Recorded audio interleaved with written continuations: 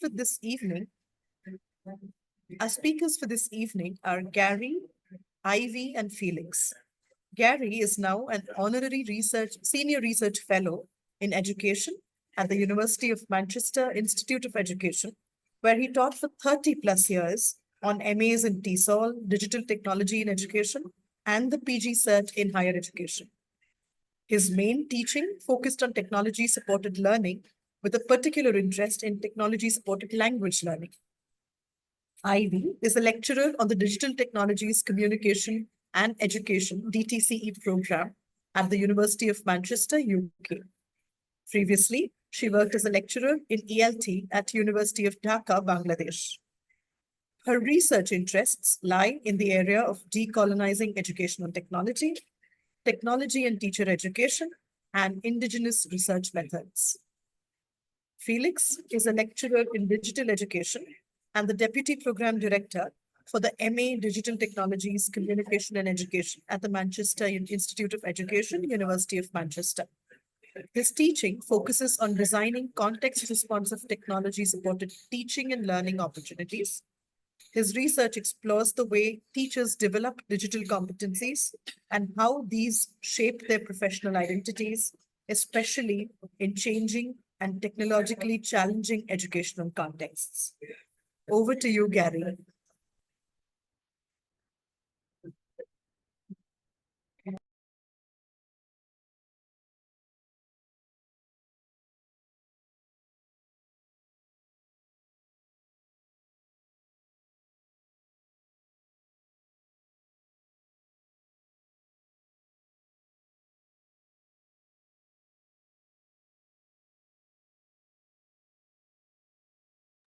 Sorry for the long pause. The screen froze a little.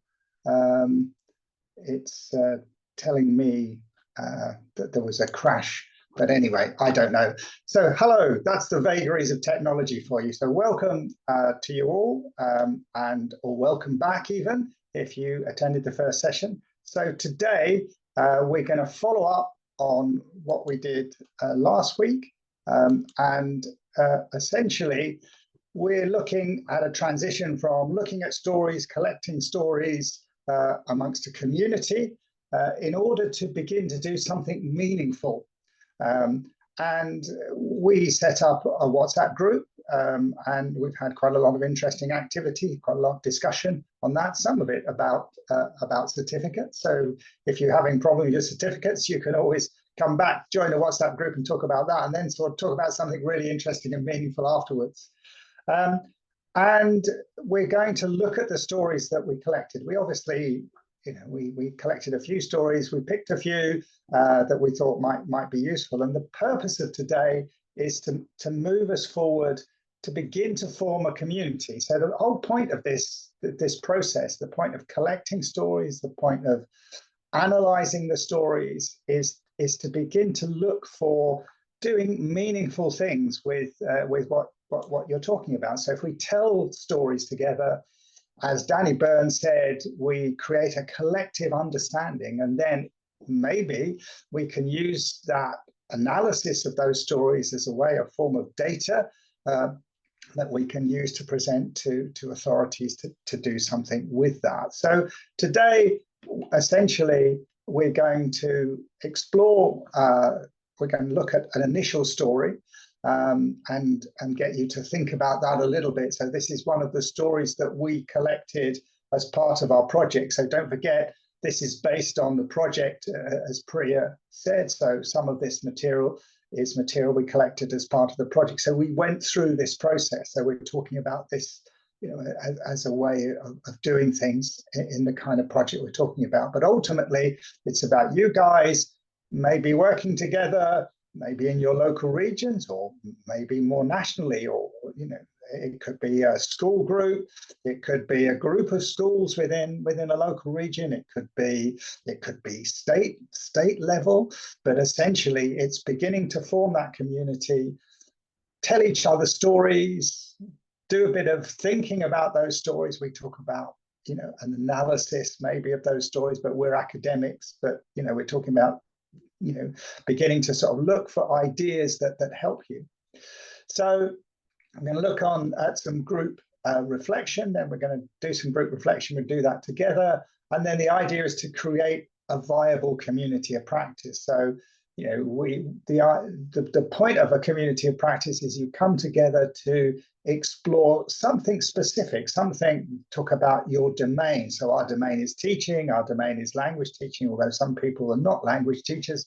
There are librarians and theatre directors and scientists. There are a variety of people who've joined this session. So, you know, you might come together to do that. So you form a viable community of practice. And we're going to draw on some work. This work is referenced at the end. So if you want to have a look at this, but participatory design, which comes from JISC, which is the UK-based community that looks at technology-supported learning. Then human-centered design, which is some work that UNICEF did, and collective life story analysis, which we mentioned the guy Burns before, and we looked at a video last week of him talking about particular action that he engaged in based on what he did. So that's where we're at. And so I'm now going to pass over to Ivy to do the next bit. Thank you, Gary. Okay, so as Gary said, today we are going to look at how do we go from stories to starting to form communities. And as we said, the first step is sharing our stories with each other as you've been submitting your stories through the Google form. Now, what happens when we receive a story? What should we do then? As we mentioned in the last workshop, that human beings want to respond to a story when they come across a story. We have a kind of a reaction or innate kind of response. I want to say something. So this is one of the stories that we came across when we were in India last year. And this is a story from a language teacher who teaches in high schools. I'd like you to read through the story, skim through for 30 seconds, and then we're coming back at this.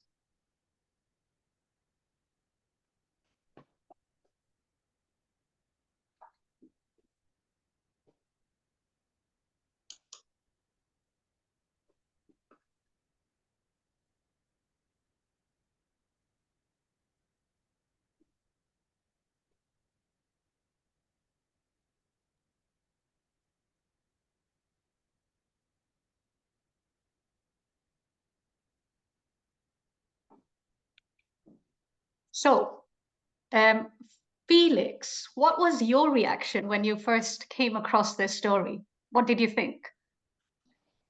Well, the first time I read this story, it kind of clicked back to my own experience when I started learning English in Rwanda. So it was in a post-conflict kind of context where education was, let's say, not really standing up on its legs. So it was a difficult context. And the teacher I had was more like the teacher being described here, but worse, I would say. She didn't have any communicative skills at all in English, so her English was worse than ours, I would say. So we spent the whole academic year really learning two verbs, really, have and be. So repeating the conjugation tables over and over again without ever learning anything substantial. So I suppose it's even a miracle I can speak a word of English. So when I looked at this story, I thought, yeah, that kind of an experience I've gone through myself. So it can be a bit of a challenge, especially. And I thought some of this might be a systemic issue, actually. The fact that you are in a system where teachers without the right qualifications might end up teaching as well. So yeah, that was my first reaction. Thank you very much. So let's hear about your reactions. Can you type in the chat what your initial reactions were when you read this story, or you've come across this and you're reading through it?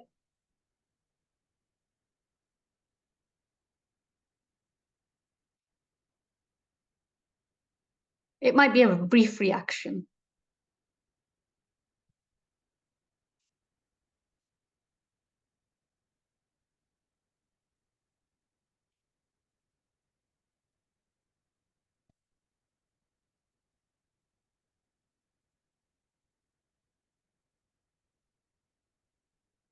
What it made you think about? Yes, we've started to get reactions.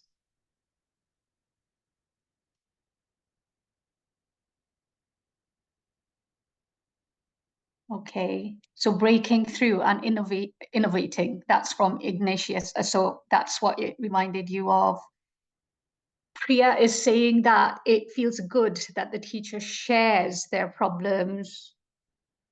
Sharing shows caring. I like that. A positive relationship is important for teachers, right?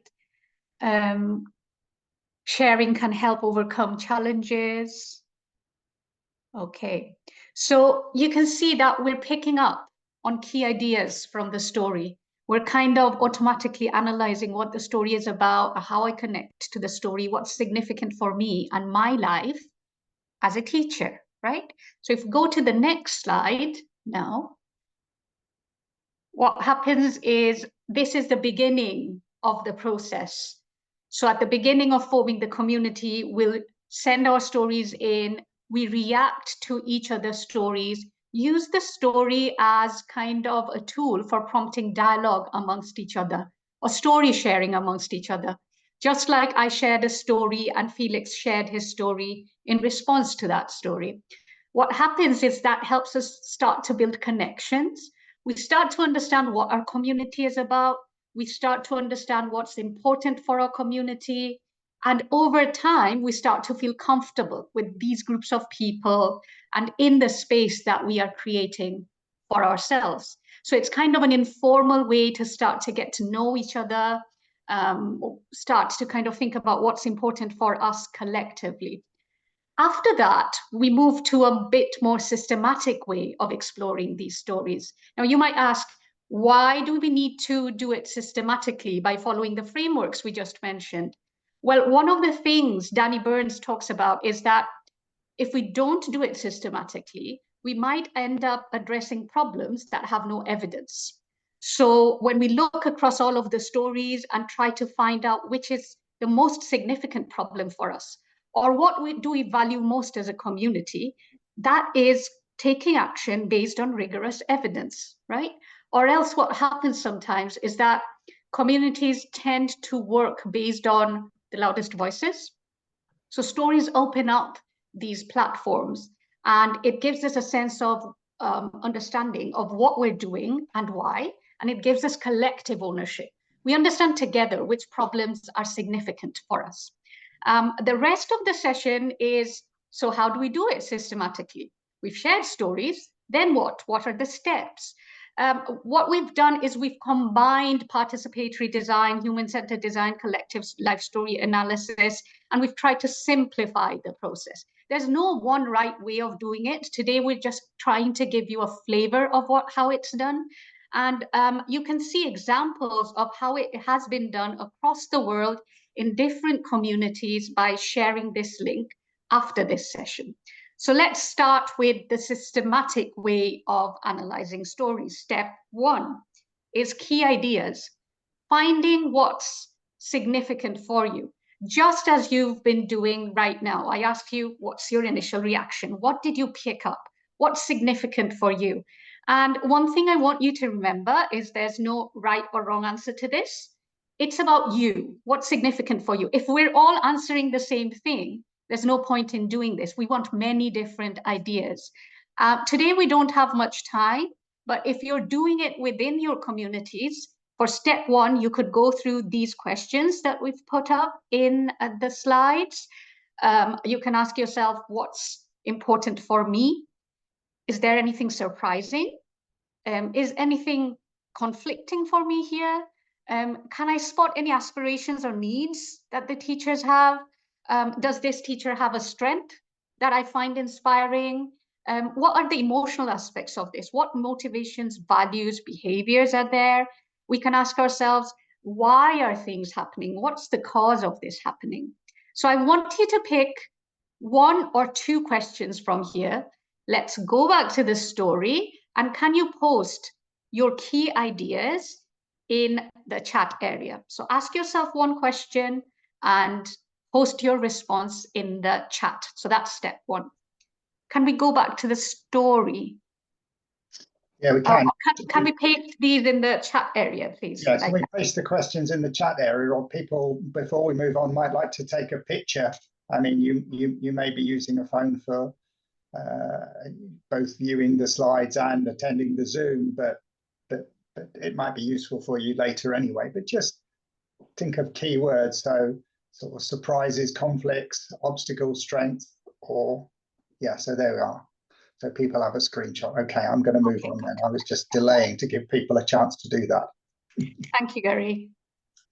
So let's move on to the story again and try to post our key ideas. Okay, so we have the first one: use materials from real life language use and not made up worksheets. So authentic material, good. Anything else that's significant for you? Any needs, any challenges that you spot here? Any problems in the context that this story talks about?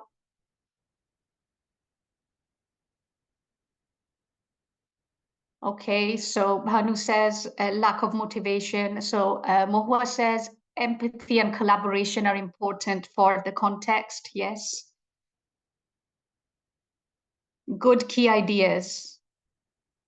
Okay, yes, humane way to consider teachers. Yeah, absolutely agree with that. TPR activities can sometimes help. Yes, that's what we learn. Yes, it was important to come forward if we have a problem and try to collaborate. Very good. So those are some examples of key ideas. So you're doing it in a systematic way. You have the evidence here and you have the evidence for saying what you're saying, right? So the next slide is some of the key ideas that we found. There's no right and wrong. It's just showing you how the key ideas might look like when you're analyzing a story together. So I thought it was quite surprising, because what I know about the context is that their teachers talk about workload. They don't have time. And despite having that lack of time, teachers are willing to make time for investigation and research. So it's something very positive that I found. One of the emotions I kind of sensed in that story is that teachers feel happy when a lesson goes well. A challenge that I picked up from the story is some teachers struggle with making the classroom lively. So this is an example. So after we've analyzed the stories together, all of the stories that we have, and everyone's posted, you can use Post-it notes, we can do it via chat, we can do it in Padlet. We will have a lot of key ideas, right? And the more variety, the better. So what do we do after having all of these key ideas? Gary, over to you.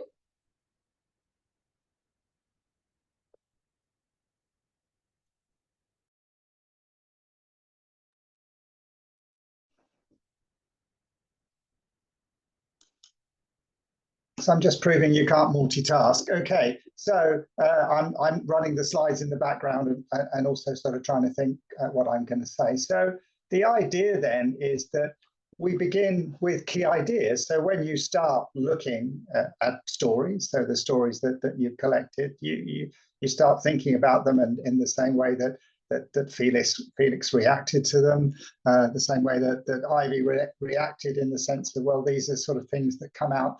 You want to look a bit deeper, and the point of collecting stories is that you need more than one. You need, if you're going to sort of look across, you might call this a data set, but look across a set of stories, you're trying to look for things in common, so that the community of practice that you form is based around things that the community are interested in. So it's, as Ivy said, it's not one person pushing, it's not one person's idea, it's not somebody in power who's saying we need to address this. It's the community that addresses. So it's interesting, and one of the comments that I noticed, so if you start sort of looking at things, you start sort of beginning to think. One of the comments that somebody makes in the chat, I can't find it now, but it was basically saying this is not surprising really, because this is the situation we face. So, you know, this story for that person, you know, isn't somehow, oh, it isn't shocking, you know, that we find teachers who don't have the language skills, because this is the reality of working in classrooms. I mean, it's a bit like that in schools in the UK, when, you know, people who are expected to teach languages there as well, particularly in primary school. So you have a lot of teachers in UK schools who also face those sorts of issues. So they have minimal language. So they need a lot of support to be able to do that, particularly building confidence maybe. So there are all those sorts of issues that begin to come out. So you know, you begin to see things. But in order to sort of make sure in your community that these are sort of relevant to you know, not just a few people, but to a community, you can begin to look across those key ideas, those things that pop out, those initial reactions that you have, and do it a bit more systematically. And again, you know, you can do this as a community. So here we have another Padlet. So we used Padlet last week, and we presented some materials, but this is a Padlet that we've created for this week. So can somebody put that in the chat? Is that possible to put that in the chat, that link? Can you see it on the screen? Can you see the Padlet on the screen? Is that showing on people's screens? Can people give me a yes or no? Can they see the storyboard? Yes. Yes, Thank you. yes. Okay, so these are, so the instructions are also on here, so handily added by Anonymous. So that's Ivy is anonymous there. But you'll see that Gary Mottram posted all these other stories, but that was only because I transferred them from the Google. So we collected them on a Google form. For those of you who weren't here last week, we collected stories on a Google form, and we just selected a few. So, but what you would do, and I can sort of show you the process. I mean, I'm a bit old-fashioned. I'm a bit old school. So, and I'm lucky that I have access to a printer. So I printed these stories out. And if you see here, I don't know whether you can actually see that, but you can see that I've kind of written some comments. I'm not doing that very well. Hold it still. But anyway, so I've started sort of looking at it and sort of thinking, well, what are the themes? What are the collective themes? So what we'd like you to do, if I move to the next slide, we'd like you to begin to look for themes. And this is, again, if any of you have anything like, you know, done any work at university, any research, or done any action research, you'll have probably heard of thematic analysis. So thematic analysis is a standard form of analyzing text, but essentially it's how life works. You know, when you start reading, maybe you start reading a number of articles about a topic. Maybe you read in a newspaper, if you still read newspapers, or you read your newspapers online, you find an article on a particular topic.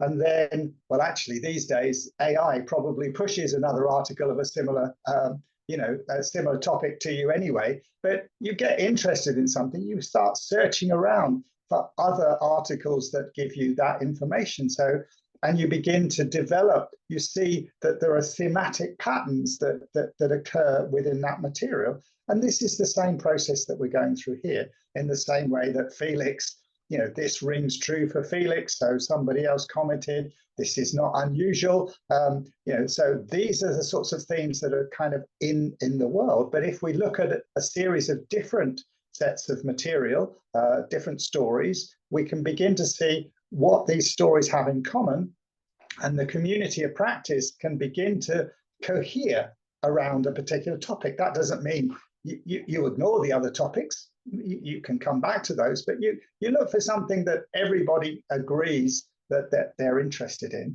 So these are this is the sort of first phase. So pick a story on the Padlet, I'll put them back on the screen, and you can obviously look at them locally and just think about what are some of the things that stand out in those stories. Okay, so I'm going to go back to the story. Whoops. See, that's it, multitasking. I'm going to try and click through back to the stories. There you go, the storyboard. So pick one. Just initially, just read it through and think about the questions. So there's the Padlets in the group.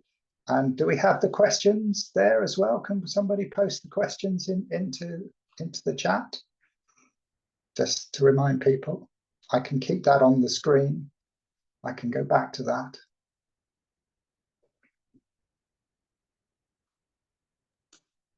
And Gary, the questions are in the chat.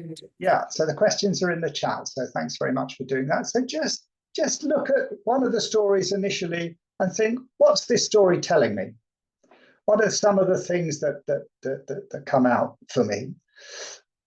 And then, as it says, you can look then at another story and begin to see whether are there similarities or differences.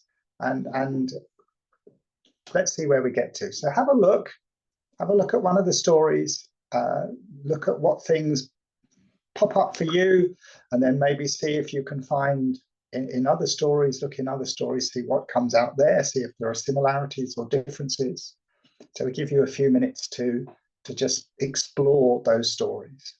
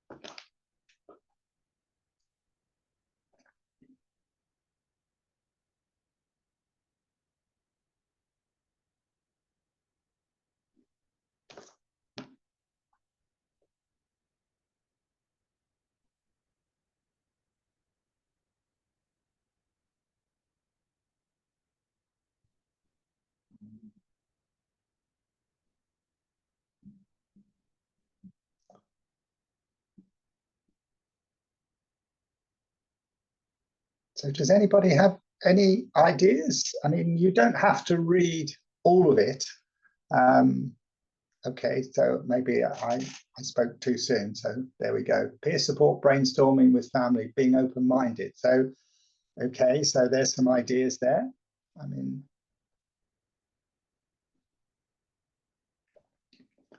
okay, collaboration, yes. So collaboration is certainly something that comes out very strongly, isn't it? So if you look across all the stories, I mean, that's partly we seeded that in a way because we asked for stories about collaboration.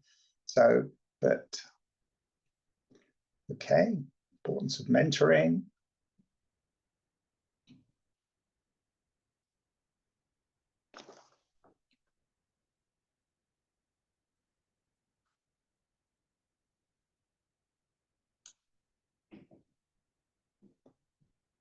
What else have we got here?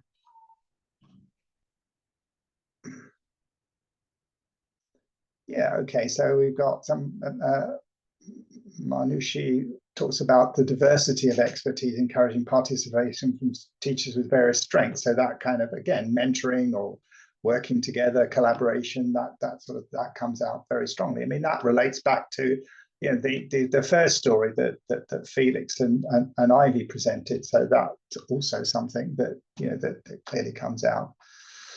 So I read a story regarding language training for all levels of proficiency. So yeah, the problem was pre-assessment due to lack of pre-assessment.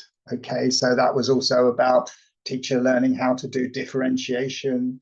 And again, that's a very, very common issue, and certainly an issue I come across a lot in the work that I do with the teachers I work with. How do we manage, you know, classrooms where we have a very broad range of learning needs within the classroom, so that, you know, that particularly when it comes to particular sort of special educational needs, but other needs as well.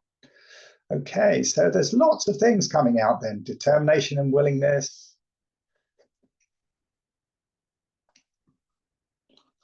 All right, so thank you very much for all those. So you're beginning to sort of see some patterns there. So as you work through, we can't do this sort of live really, because it takes a while. I mean, even working through the half a dozen stories there takes quite a while. You need time to think about it. And that's something that, you know, it does take time. So somebody's raised their hand. Is that because there's a specific question? Do you want to, Supreet, do you want to put a question into the chat, or is it?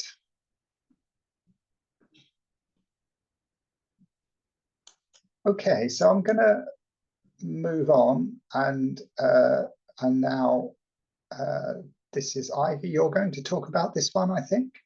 Okay, so yeah, thank you, Gary, and thank you. Those were really interesting themes, and you've managed to achieve a lot within this given time or limited time that we had. So once we have the themes, a way to manage it all is to try to visualize it. We can try to create a mind map to show how everything is related to each other. So in real life, no one problem, no one issue exists in a vacuum. It's like a tree, everything's connected. So what we can try to do is to kind of group some key ideas together under a theme, and then show how the themes might be connected to each other. So this is an example from another research that has been done from one of our colleagues here, Jenna Mittelmeier, at Manchester University, and she was looking into stories about how can we help students enjoy group work or do group work better. And you can see, like, there are key ideas, and then she's put the key ideas into themes of openness, leadership, effort and participation, developing social connections. And then she's trying to show the connections between all of the themes. So when she asked the students, or some of the key issues that came up, students said, when I get to know my group members, that's when I like doing group work. Or I like doing group work when we're having fun together. And what she's done is she's put that, if you look at the bottom right corner, I don't know if you can read it, but what she's done is she's grouped them together under the theme of developing social connections. And then she's tried to go back into the stories and see what is connected. So the thing is, in real life, if we try to address one problem by itself, it usually doesn't work. If we know like problem A, B, and C are connected, and therefore we need to address all of these three together, that kind of works. So this is called systems thinking. Systems thinking is a bit more complex. I'm trying to give you a very, very simple understanding of it. So it's like, let's put all of our key ideas together. Let's group it in a theme. Let's try to find the connections. And at the end, we have something like this, a mind map that shows us which problems need to be addressed together. What are the causes? If I introduce something, what kind of effect will it have throughout the whole system of teaching? So for instance, we've done key idea analysis. Then we've decided as a community, I'm going to group these key ideas together into theme A. I'm going to group these key ideas together into theme B. And then we decide as a community, okay, this problem and this problem is related. This theme is the cause of this theme. This theme is the effect of this theme. We find connections. But then what? I don't know. Felix, do you know? What do we do after that? That's a good question, Ivy. I think when we have identified our ideas and grouped them into themes, that's when the actual journey starts, because now we are starting to do something about it, or at least we have to do something about it. Because the whole process of engaging in this story sharing is not just to get stories and to listen to each other's stories, is so that we can, as a community, start doing something about it. And how do we go about it? By formulating the key objectives that we want to get to achieve through those stories. I mean, we are teachers here, and we know, or we've talked a lot about what we call SMART objectives, and this applies here really. So we're formulating SMART objectives that are specific, that are measurable, that are achievable, that are realistic, and also time bound, in the sense that you know exactly that we have to do this, we can do this based on our identified ideas and grouped into these themes. We talked, for instance, people were talking about peer mentoring. So the key here might be, how can we then, if we have identified that peer mentoring might be an opportunity for us to develop and help each other, how can we develop a space for peer mentoring as a group? And move there from simply being individual teachers working in silos, and then work as a community, help each other develop, maybe even we start creating those resources that we need to teach in our own classes. Those are some of the issues that you can work on, obviously. One example I might give here is actually part of what we did in Rwanda, for instance. I talked about Rwanda earlier. But we were in a situation where language teachers, or teachers in general, didn't really have any professional development opportunities. And the country had just moved to English medium of instruction without having qualified teachers to even teach. So some of us sat together and said, maybe if we could create a space for everyone to come together and help each other kind of deal with this complex situation, that would be a good idea. And we decided then, so we started from that desire that we have teachers, we have a need for professional development, and we know that by being able to bring each other together, we may be able to bring that limited expertise in everyone to be able to build a community that thrives in a challenging context. So we started the idea of communities of practice, and I think Rwanda is teachers in Rwanda, English language teachers in Rwanda, are doing a very good job now, because teachers now organize workshops for each other among themselves in each communities, and they help each other in different ways. So that is one way of doing it. And one of the things I would like people to think about here, for instance, we have identified some of those ideas. Then if you pick like 3 of those themes that we have identified from the previous activity, and then look at those and say, which of these would I want to start with? If we, as a community, which of these would we want to start with based on that need? Of course, in a real community, this is an activity, but in a real community activity, then story sharing activity, you would have to do that a lot more systematically. But let's just pick maybe a couple. If you can make suggestions of where would you like to start based on what we have identified, just for starting. Where would you want to start, for example, among these identified themes from the early activity? Which one do you think would be a starting point? And why would that be the starting point? Just one, maybe 30 seconds to see what people say, which they would like to start. And then from there, we are going to say, let's formulate SMART objectives that we are going to act on. That means we are now starting to plan action. So this is towards action. And this is where the community comes in, because these SMART objectives are for the benefit of the whole community. So we are now in a community. We are forming basically a community of practice where together we decided to do something by using the stories we started with, analyzing those stories to get the themes we see as applying or emerging from what we have, and then using those to formulate objectives, and then taking those objectives to turn them into actionable aims. So we have a formula that we might use. Okay, a confident speaker may be in one's own mother tongue.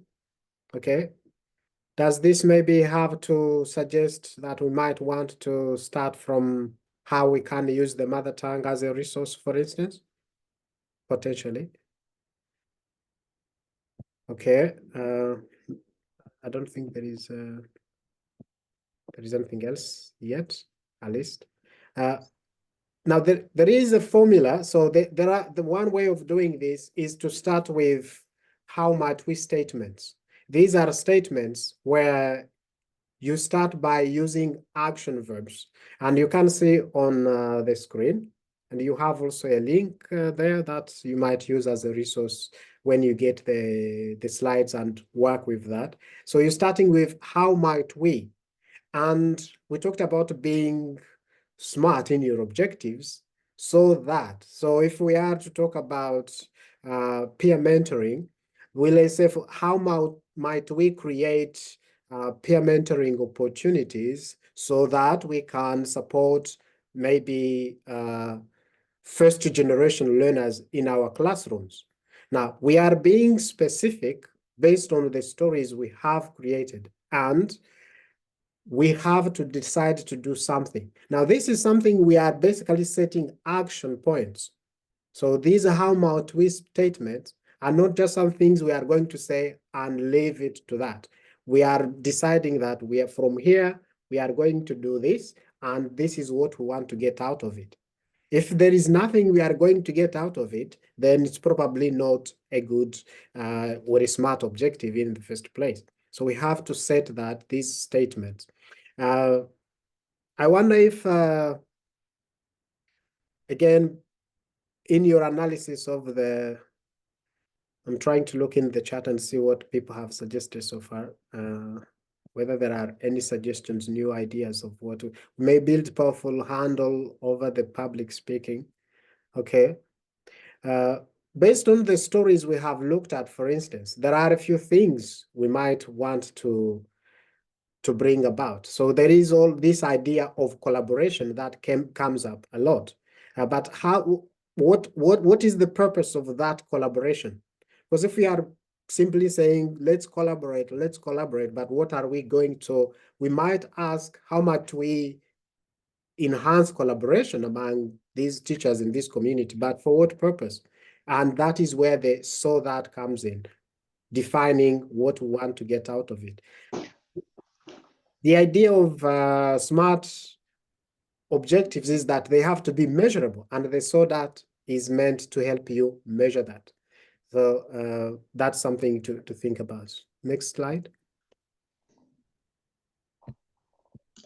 I was just going to say, Felix, that I mean, one of the topics that comes out quite strongly to me when I read through the stories, and obviously I've had a better opportunity to look at them than other people have, is the issue of understanding learner needs. So that's something that kind of clearly comes across. So, you know, how might we understand the needs of our learners so that, you know, we can, you know, improve learning outcomes with our learners. So that's the kind of, you know, the way the formula works, you know. So how might we do this? So if we're talking about the multilingualism that you thought might have come out of the comment, or how do we deal with, I mean, I can see on the screen a mention of leadership and management. How might we, you know, enable leadership and management to do, you know, to do a better job or whatever. So, you know, this is just sort of thinking through the ideas, sort of taking the ideas, the themes that you've developed and working through them. So we have a good example in the chat. How might we organize the library so that our youngest learners can easily locate books independently? So that's a measurable objective. If that theme came out from the stories across all members who are sharing stories, right? Yeah, exactly. So back to you, Felix. Sorry, we interrupted. No, that's very useful, actually. That's very good, and a very good example of how you take these key ideas and themes and turn them into actionable points. That how might we statements, which is exactly the purpose of engaging in this whole story sharing and analysis. All right, so the next phase then, or the next step, is brainstorming ideas for action research. So you are trying to then try to research those ideas you have.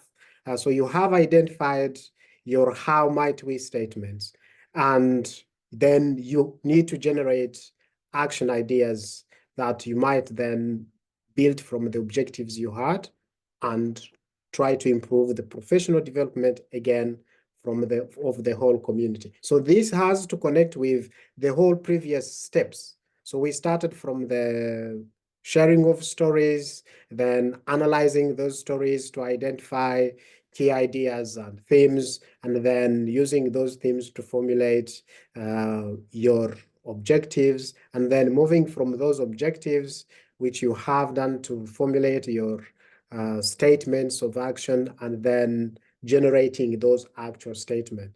Now, at this stage, you have to be open to trying to identify as many as possible from the get-go. Okay, so you're not just going to stick with one idea and that's it. Trying to generate as many ideas as possible. In the end, you might want to prioritize which ones, but from the get-go, you would want to start with generating as many as possible. Ivy, I think when we're discussing this, you had some additional information to it. Oh, okay. So I was thinking about, because communities are about collaboration, it's sometimes useful to think about what can we solve through collaboration. So for instance, when I was doing my research in Bangladesh, the teachers were saying, we don't have time for professional development. And then they sat down together. That was a theme, sat down together. And then they thought, then how do we create time for each other through collaboration? So that was the objective. And then they decided, okay, perhaps I'm going to take over some of your classes this week. So you have a stretched amount of hours one day that you can take off and do professional development. Next week, you are going to take over some of my classes and I can have some time. So it's kind of thinking about which objectives can we achieve through collaboration? How can we help each other to achieve the objective that we've set through, rather than waiting for, we need funding from outside. Now that's not going to happen. So being a bit practical about the issues. Thank you. That's a very important point, because here we are talking about community of practice already. So we are part of a community, and as a community, we have to think as a team to make sure that everyone in the team benefits. So you're supporting each other as a team so that we can all move forward. And that's an important aspect. So thinking as a team, as you can see on the slide, and that's the key to being able to actually develop as a community of practice if we think as individuals, this is not likely to succeed. Now, I talked about prioritizing earlier. So this is where you have to decide what should be prioritized here. It might be that, as from the example Ivy just shared, that we don't have time, all of us, and we think that might be a big barrier for our own professional development. And we may decide to make that our top priority, to try to help each other create time for professional development. And that might be where we start. That doesn't mean other ideas are not going to be useful or worth taking into account. Suppose it's back to you, Gary.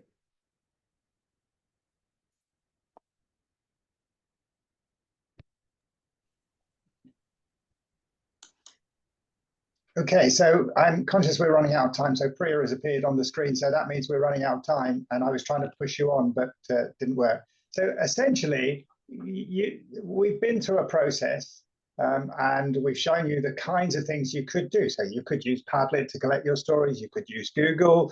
You form a group. You start thinking about, well, what are the things that are really important to us? And part of this is potentially moving beyond the stage of just sort of doing this as a group of teachers, but actually trying to do some specific action, within your community. So there are various other resources that are available. So, for example, you can use this form to begin to outline your ideas. We don't have time to go into the detail of this, but there are links on the slides to these ideas. So one of the things that we want to remind you of, that if you'd like to have a go, or you'd like to, because there's not going to be much time for any questions unless there's sort of specific things, you can join this WhatsApp group. So if somebody puts the link to the WhatsApp group in the chat, so there's a running WhatsApp group. There's no obligation to join this, but if you wanted to sort of maybe try out some ideas or think through some things, and we're happily advised for as long as the WhatsApp group kind of has life. So I'm going to stop there and allow Priya to pop in and see if there are any questions in the last kind of couple of minutes, and there's some references there.